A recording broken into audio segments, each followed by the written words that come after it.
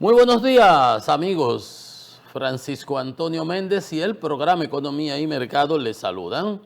Este lunes 9 de marzo del 2026 con 22 grados Celsius aquí en La Julia, en el Distrito Nacional. 22 grados. Ayer estuvo lloviendo, el sábado estuvo lloviendo, parece que hay una vaguada o algo parecido, pero el clima está bastante templado, fresquecito estaba. El clima, sí, fresquecito. El ambiente geopolítico, hirviendo. No con H, no, sino con J. Hirviendo, como dicen Paicampo. Vaya, vaya, qué cosa tan grande. Cómo está el mundo convulsionado totalmente con esa situación del Medio Oriente, como era de prever. No había que ser ni un oráculo, ni un científico de la NASA, ni un antropólogo de larga data para saber y entender que esas iban a ser las consecuencias de lo que está sucediendo ahí. La historia es clarísima, lo hemos vivido en otras ocasiones, 73, 79, luego en otras ocasiones más hemos vivido esos conflictos regionales en la zona y sus implicaciones, sus repercusiones a nivel global. Por la trascendencia, la época de los hidrocarburos, yo tengo unos libros, yo leí un libro, decía, el hombre del hidrocarburo, será todo. Cómo el petróleo ha modificado y ha moldeado la vida de los pueblos desde hace bastante tiempo acá. Y todos dependemos de ello. Y por supuesto que cuando hay conflicto en una zona tan estratégica como esa del Medio Oriente y ese cuello de botella que se forma ahí en el estrecho de Hormuz, donde si eso se estrangula, pues ya usted sabe, por ahí que pasa el 20% de los suministros de petróleo y alrededor de 20-30% del gas natural que llega también a Europa. Y ese petróleo que pasa por ahí va hacia Asia, Japón, China, Corea, Taiwán. Y estamos hablando de un 20% de la demanda diaria, de 100 millones de barriles por día, que 20 millones pasen por ahí y no haya manera, esos países, la India, ¿de dónde lo van a buscar? Lo van a salir a buscar de otros mercados. Y como es un commodity global, sus precios se reflejan en lo que nosotros vemos diariamente aquí. Aunque yo le diga el Brent en el Mar del Norte, el West Texas Intermediate, por aquí, por el Golfo, es lo mismo, todo en función de la característica del crudo particular, su cantidad de azufre, etcétera, pues tiene unos valores, pero son estándares y a nivel global. O sea, no es de que no, pero eso es en el Asia, no, en lo que cuesta en Asia cuesta aquí y esos son los precios que hay con los que hay que ajustar. Porque si yo lo compro a este precio y dice, no, pero va a bajar, bueno, pero yo tengo que reponer al precio que compré si no tengo pierda. Y es los mercados, así operan los mercados. Y esa es la trascendencia de esta situación, en mi opinión, manejada muy a la ligera y no suficientemente evaluada. Y parecería ser, me refiero a la potencia más grande del mundo, Estados Unidos, porque cuando yo veía la semana pasada, llevamos 9 días de guerra. El viernes de la semana de arriba fue que el sábado fue que empezó eso. Y el lunes que llegamos fue que empezamos a comentar de eso. Yo le decía, es que eso no tiene ciencia. O sea, el hecho en sí. Podemos entrar en las razones y hasta yo estar en acuerdo con algo. Hemos hablado de eso en otras ocasiones, pero digamos el hecho en sí no tiene ciencia. Sobrevolar y bombardear y acabar y destruir, eso no tiene ciencia. Unos locos fundamentalistas islámicos con Osama Bin Laden destruyeron las Torres Gemelas. Destruir es simple. y sencillo. Eso no tiene ciencia o mayor ciencia. Construir es lo difícil. Y desbaratar un país y destruirlo, bombardearlo y eso no, si tú tienes la superioridad militar aérea, lo vas a hacer. Eso no tenía ciencia, lo pudieron haber hecho otros presidentes. Todos los otros presidentes en 47 años, ahora se andan alardeando. Nosotros estamos diciendo, bueno, vamos a ver entonces las consecuencias de lo que usted está haciendo. Porque eso no tiene ciencia. Yo les había dicho, ya Israel en 2 ocasiones pasadas, en abril y en octubre, le había destruido prácticamente todos los sistemas de radares soviéticos y sus rusos. Y los lanzadores de misiles que había podido detectar. Y le aplastó a los Hamas y le aplastó a los Hezbollah prácticamente y han acabado con los Houthis. O sea, Irán es verdad, está en su peor posición en toda su historia después de la guerra con Irak y después de todo lo que ha venido pasando. Problemas internos y todo. Entonces, una solución como agarrar y bombardear, ¿a quién beneficia? Churches Le Femme. ¿A quién beneficia el crimen? Follow the money. ¿De dónde va a parar el dinero?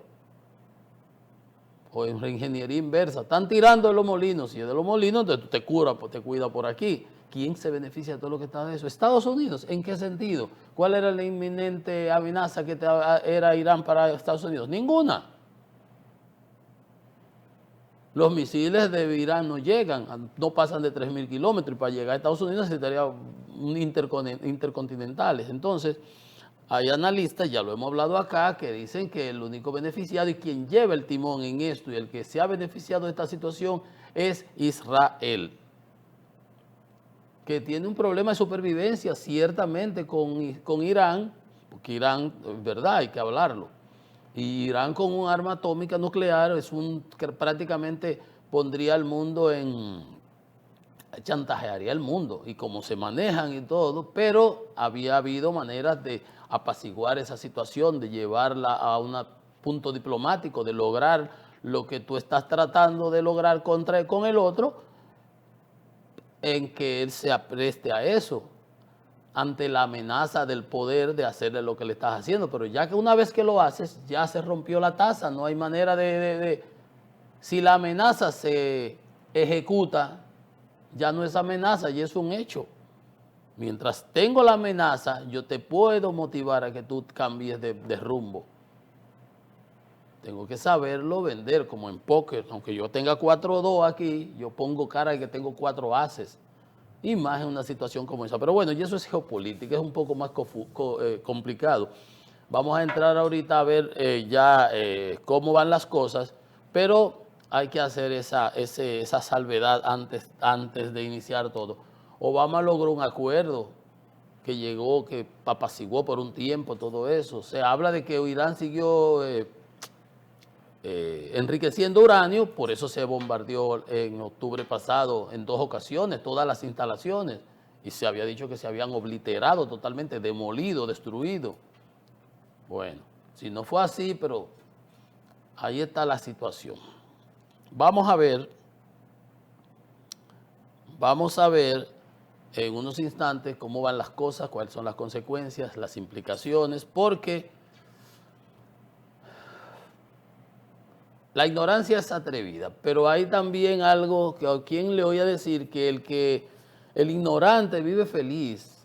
Una persona con una vida bucólica, metida por ahí por el monte, no sabe ni lo que está pasando, ni le preocupa.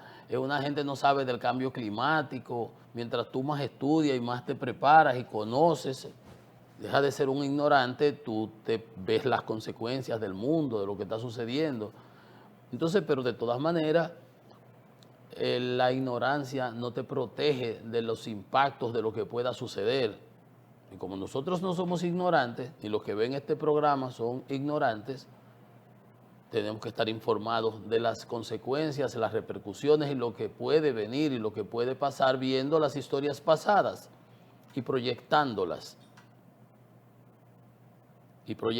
O sea, que lo que quiero decir con eso es que no saberlo y ocultar la cabeza o ocultar la cabeza como el avestruz en el hueco no te, no te inmuniza de las consecuencias. Y es mejor estar consciente de lo que pudiera suceder y de lo que pudiera venir. Ahí tuvimos la guerra en el 91, 90 de Irak, la invasión y cómo eso impactó en los mercados, en el 73, en el 79. Ya eso lo hemos vivido antes. O sea que ya hemos estado ahí, como decía Pedro Sánchez, el jefe de gobierno de España. Ya hemos vivido esto antes con el caso de Irak, el vacío de poder y el desencadenamiento de ese terrorismo y todas esas cosas. Bueno, pero nada. Arranquemos por el lado nuestro, siempre hacemos esa introducción, pero arrancando aquí por nuestra, vamos a decir, por nuestro occidente, estuvo el presidente Abinader en una reunión con el presidente Trump, estuvieron 17 jefes de Estado o de gobierno, firmando un acuerdo del escudo de las Américas y otro asunto con el ministro de Defensa, algo para enfrentar los carteles y ese tipo de cosas, donde Trump, ahí estaba, parecía, bueno, como siempre, aún hubiera estado con, uno puede decir, ahí están todos celebrándole como un cumpleaños a Trump, él sentado firmando y todos ahí, bueno, todos tuvieron la oportunidad de sentarse a firmar también, porque le tocaba su turno. Pero obviamente ahí se sabe quién es el máster, quién es el maestro, y los otros son los alumnos, digamos, para ponerlo de alguna manera, para ponerlo. Pero si fuera en Europa, usted puede decir, pero está siendo injusto. Pues es verdad, estoy siendo injusto, porque si fuera en Europa, prácticamente también hubiera estado Trump sentado en la mesa y todos los otros alrededor, como en otras ocasiones ha sido. Porque el hombre es él y sus circunstancias, y esa es su naturaleza. Y además, eso es lo que es. Bueno, lo importante es qué se dijo ahí, qué se hizo. Nosotros hemos firmado unos acuerdos, no sé si eso necesite aprobación congresional. Aquí cuando le prestamos los aeropuertos, se dijo que eso había sido aprobado, que era corto, ya se fueron los aviones, se usó con el caso de Venezuela, pero esto ya tiene una mayor trascendencia. Trump anuncia coalición militar hemisférica, destinada a asegurar y a combatir a los carteles narcotráficos y a las organizaciones criminales transnacionales. Y eso se celebró allí en Mar-a-Lago, en la residencia veraniega del presidente Trump, la cumbre Escudo de las Américas. 17 países formalmente se unieron a esa iniciativa.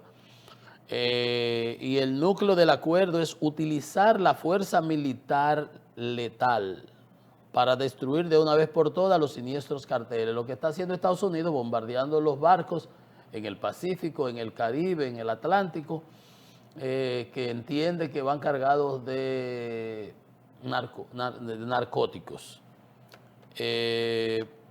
Dice que es una estrategia inspirada en la lucha contra el ISIS, el califato que se generó allá en Irak cuando el vacío de poder, lo que hablábamos ahorita. El plan contempla intercambio de inteligencia, operaciones conjuntas y apoyo militar. Habrá que ver si eso hay colaboraciones, no sé, si esto tenga que ir al Congreso. Lo importante es que el presidente estuvo allá. Usaremos misiles, si quieren que usemos misiles. ¡Pum! Eso será el fin de ese miembro del cartel. Trump ve el mundo en blanco y negro. Y en Estados Unidos había una discusión en estos días de si lo que se estaba haciendo en Irán era legal o no, porque el Congreso no había solicitado su aprobación al Congreso. Bueno, se llevó al Congreso para ponerle unas restricciones. El Senado votó 53 a 47, no se le pudo poner control y lo mismo pasó en la Cámara de Representantes. O sea que así han sido las cosas. Nada, esa es la realidad, ahí está dicho. No voy a opinar absolutamente nada de eso, solo decir que posiblemente esos acuerdos que fue el presidente firmó con esas cosas ahí que se han inventado en los Estados Unidos, tanto en la parte con el ministro de Defensa, posiblemente requieran aprobación congresional. Lo digo así simplemente.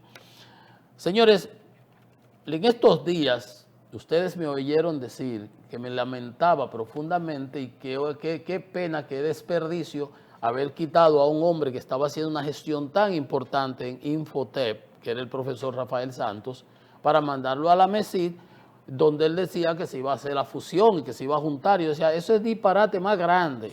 Y el presidente sigue en eso. Eso se hizo para ahorrarse, dice para ahorrar recursos con aquello, con la reforma de Hochi. Y se lo han creído el cuento y han seguido con eso. Cuando nombran al profesor, él inmediatamente, porque al que anterior lo quitan, a García Fermín, que siempre estuvo en desacuerdo. Y él dice, no, el presidente me nombró aquí para que se haga el proceso. Yo me sentí muy decepcionado. ¿Se acuerdan? Yo lo dije muy claro. Entonces, ¿para qué quitan a una persona que está haciendo un gran trabajo para mandarlo para acá, para hacer ese tollo que se piensa hacer? Y entonces, qué desperdicio. Porque yo estoy en desacuerdo y siempre he dicho, aquí los dos que no sabemos de eso son el presidente Abinader y yo, de esa cosa de educación, de ciencia superior y de nada, porque eso no es nuestra área. Y digo él y yo para que se vea que no es que por fuñir. Porque todo el que conoce de eso, que ha opinado, ha estado en contra de la fusión de MESID y MINER. Dañaron una institución que ha ido caminando bien, como decía García Fermín, MESID, mezclándolo con otro que es un desastre, que es lo que hay que corregir, lo que esté mal ahí. Pero fusionándola no va a hacer, va a dañar la que sirve. Entonces me siento hoy muy complacido de ver esta noticia. Ministro del MESID, el profesor Rafael Santos, dice, solicitará retirar proyecto de fusión del Congreso, porque había sido hasta mandado y estaban ya, como lo mandó el gobierno, el presidente, hay que cercenarse la cabeza, decapitarse uno mismo y andar como un descabezado por ahí, siguiendo como las vacas que van por un paño rojo. Dice, solicitará a las cámaras legislativas la devolución del proyecto que cursa en el Congreso para llevarlo a una mesa de concertación, para que se discuta, para que se oigan las opiniones de las personas que conocen de eso y se haga una reforma real. Dice, diariamente se encuentra con personas que le manifiestan su interés en aportar sus ideas, sus críticas, porque las dicen públicas. Los directores de las universidades, ahorita lo veía en una entrevista, me dice que parece que se había reunido con el presidente Fernández buscando consenso. Eso es lo que había que haber hecho antes. Oír a Ligia Amada, a Alejandrina, a García Fermín, a los ex rectores que conocen, los de INTEC, los de UNIBE, de Ucamaima, gente que ha trabajado en eso, para no hacer un desastre como es un tollo. Entonces, qué bueno, dice que el proyecto se sentará, que una vez el proyecto haya sido elaborado, otra cosa, no eso. Por los expertos se presentarán los distintos sectores que consultados. Dice que fue a MESID a crear y no a destruir. Dice que en la nueva norma, que si se aprueba, es lo que MESID sería un viceministerio, y eso no sería la idea. Vamos a ver, ojalá y eso se mantenga como debe ser, separado. Rechazó que la intención del presidente sea evitar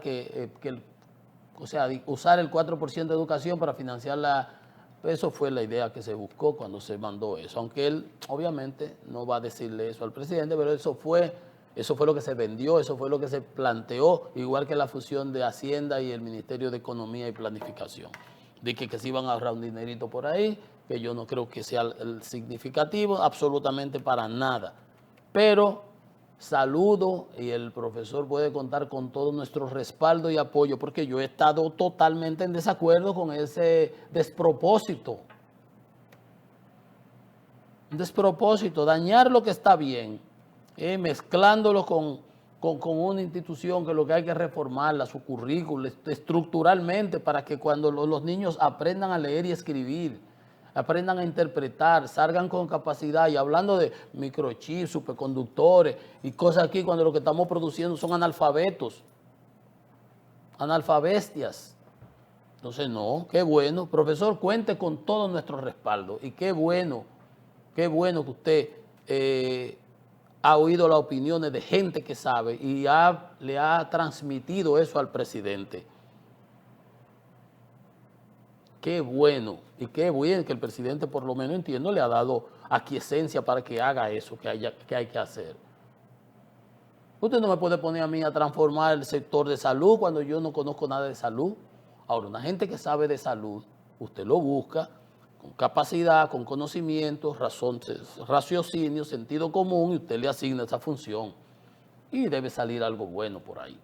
Pero una gente que sepa de eso. En este caso, el profesor sabe de eso. Y ya, gracias a Dios, porque era un desastre lo que se iba a hacer.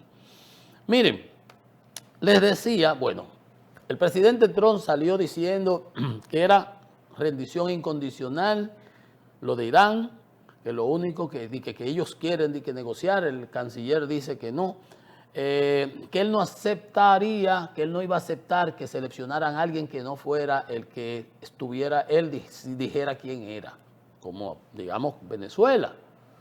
Pero eso es un desconocimiento. Desde el principio yo les dije, total de una nación con una teocracia que se rige por una constitución establecida en su ley islámica, que tiene un consejo de clérigos, 83, que son los que eligen ese ayatollah, que es su líder supremo de su religión y sus cosas, con una constitución. O sea, usted no puede comparar eso, pensar que eso es como Venezuela, ni que eso es un paño con pasta de 3 días como Venezuela, o lo que pensó Putin con Ucrania, un blitzkrieg de 3, 4 días, 4 o 5 semanas. Eso no se sabe dónde vaya, cuándo vaya, cuánto vaya a durar. Entonces, dijo que él no iba a aceptar al hijo del asesinado Khomeini, el ayatollah. Pues el Consejo de Clérigos ayer seleccionó a esa persona, que de por sí es peor que el padre, o igual, o peor, porque él era el poder detrás del trono, con relaciones con el RGC, con la Fuerza Revolucionaria, con los servicios de seguridad, era el poder oscuro detrás del trono, y el poder con los controles y las riquezas y todo. Se habla de que en ocasiones hasta tenía el teléfono del papá intervenido para poder controlar la seguridad y todo. O sea, es lo mismo y peor quizás. Bueno, pero eso es lo que los iraníes han elegido. Y ya eso prevé que la situación va a seguir. Los ataques. A Irán le atacaron una planta de desalinización. Ustedes saben que eso es mucho desierto. El agua del mar la desalinizan con ósmosis, con lo que sea, gastando energía. Le atacaron una planta. Ellos atacaron otra en Bahrein. Cuando Irán ataca a los otros países, el presidente pidió excusa a los otros países. Ahí hay problemas a lo interno, descontrol, porque ellos han distribuido todas sus unidades para poder defenderse. Y eso es, más de 3.000 objetivos le han atacado los estadounidenses, los israelíes. Ayer atacaron los israelíes unas almacenamiento de combustibles en Irán. Eso no había hecho. Los Estados Unidos se desligan porque saben el impacto que eso va a seguir teniendo en los mercados de los combustibles, que es el donde siempre yo les dije, esa es la única, esto es una lucha asimétrica entre David y Goliat, el gigante. Y la única onda que tiene, la onda de David en este caso, siendo David, a pesar de que David era judío, en este caso, vamos a poner lo que eso es Irán, que es el chiquito, pues está destruido totalmente. La única onda que tiene la piedra para darle por aquí, por la 100, como dice la Biblia, al grandote, es el petróleo. Y el cierre de Hormuz y la destrucción de toda esa zona y que el precio se ponga a 200, como le dijeron ellos en estos días. Si ustedes quieren que el petróleo llegue a 200, sigan atacando nuestras instalaciones, que nosotros vamos a hacer lo mismo con todo lo de la región. Y eso es más complicado de lo simple y sencillo que son en la Casa Blanca cuando analizan. Se dice que Trump no lee más de 4 cositas y todo es como si fuera jugando tablero. No es ajedrez con estrategia y posicionamiento y ese tipo de cosas. Entonces, cuando usted ve a mucha gente opinando, hay gente que olvida que Irán es islámico. Y todos esos países de por ahí son islámicos, aunque sean chiitas y los otros sunitas. Eso es un problema entre ellos ahí de Mahoma y unos profetas y unas cosas que nosotros los occidentales no entendemos. Como tampoco entendemos nuestra manera de racionalizar las cosas. No le dan a uno para entender que esos salvajes, hay que llamarlo así, se pongan un viaje de bombas y vayan y se inmolen y hagan un atentado. Eso lo vivimos en Irak, lo vimos en Afganistán, en Siria, en todo el Medio Oriente, lo hemos visto cantidad de veces, porque ellos tienen otra visión del paraíso y las cosas que le venden y les lavan el cerebro, y esa es su educación, esa es su formación.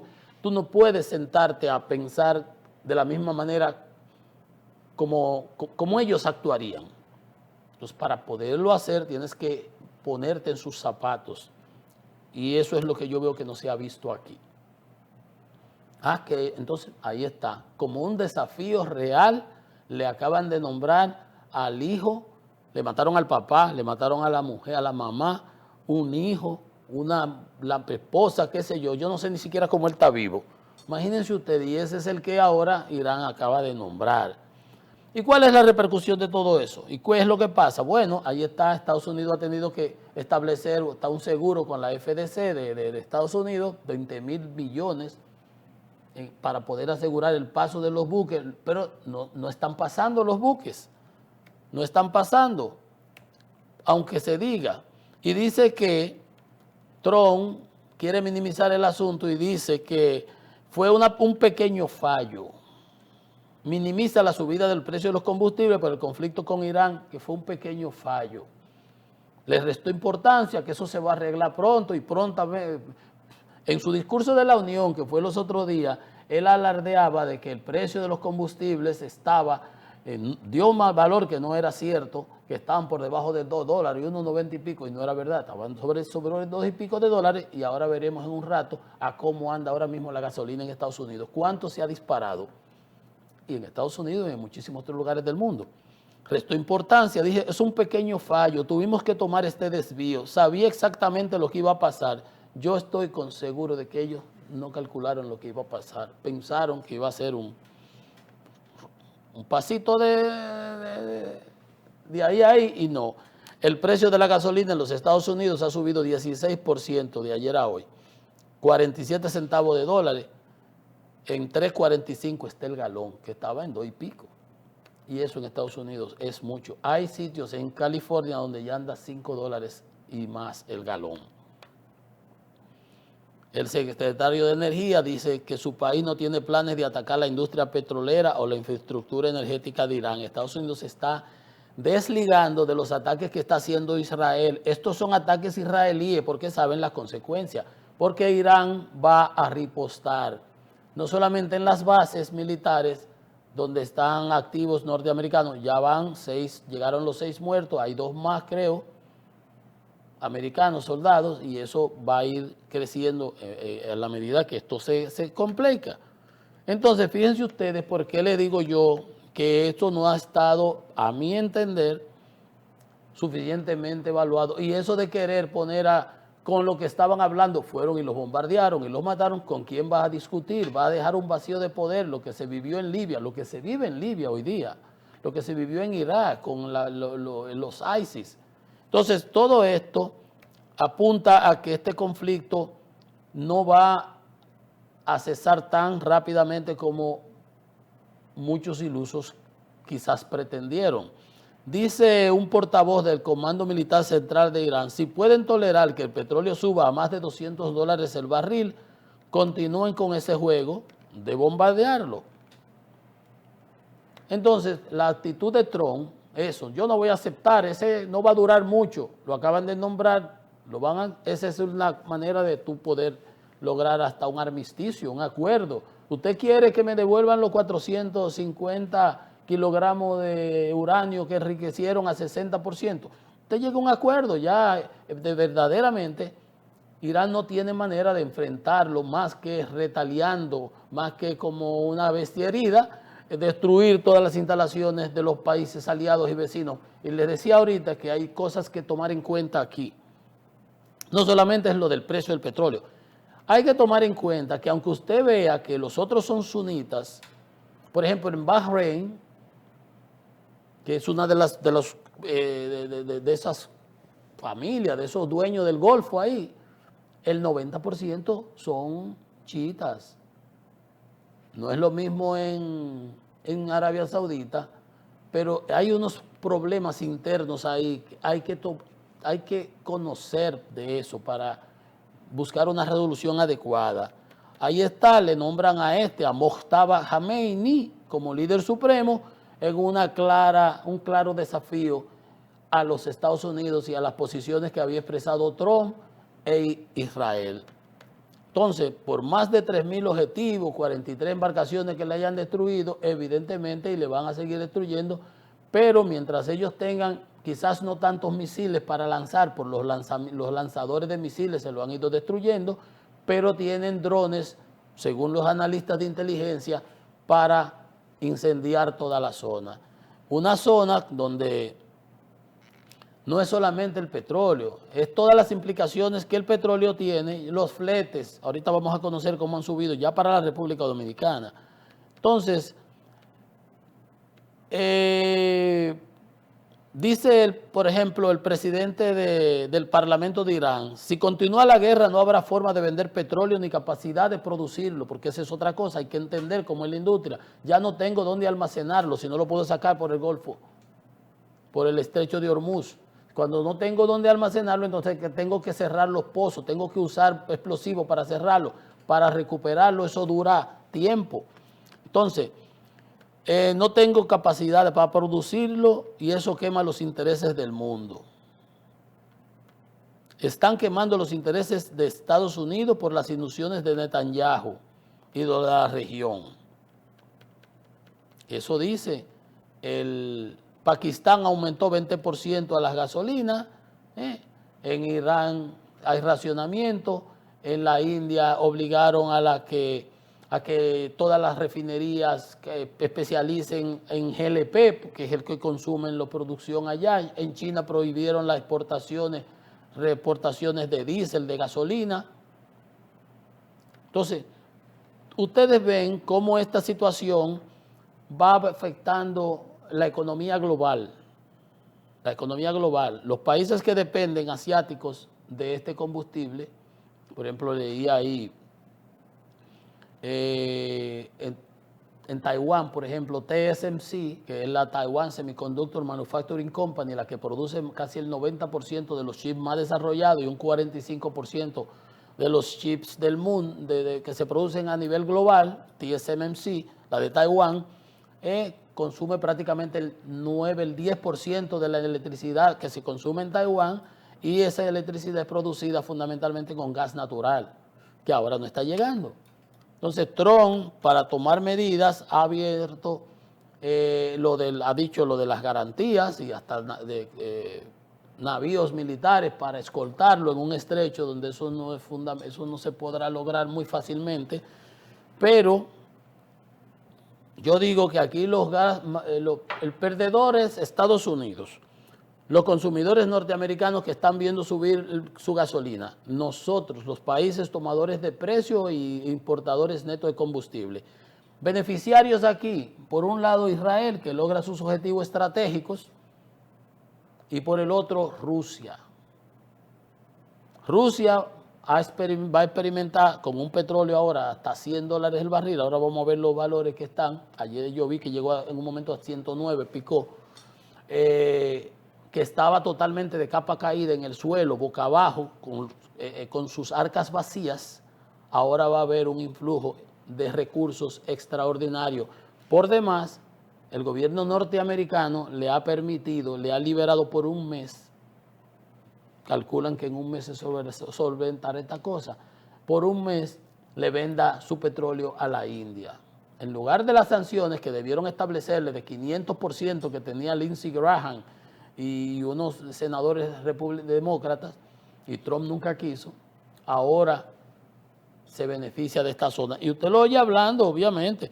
Dice el Washington Post que Rusia le está suministrando información de inteligencia para que golpee objetivos americanos, bases, equipos, buques, aviones, efectivos. Y aún así vienen y le liberan las sanciones que tenían para que el precio baje. Al final del día, ¿quién es que se está beneficiando de esta guerra y quién quizás la promovió? Dicen que el que lleva la batuta, aunque Trump haga el de ser el matatán y que yo soy, es Netanyahu. Y quizás por detrás, Georges Lafemme, Follow the Money, otro que se está beneficiando, ya no sé, no hay ni siquiera misiles patrios para Ucrania, pues es Putin. Sabrá Dios si no ha estado detrás de todo esto. ¿Quién sabe? Yo solamente pongo la pregunta. Vamos a una pausa. Esto es Economía y Mercado.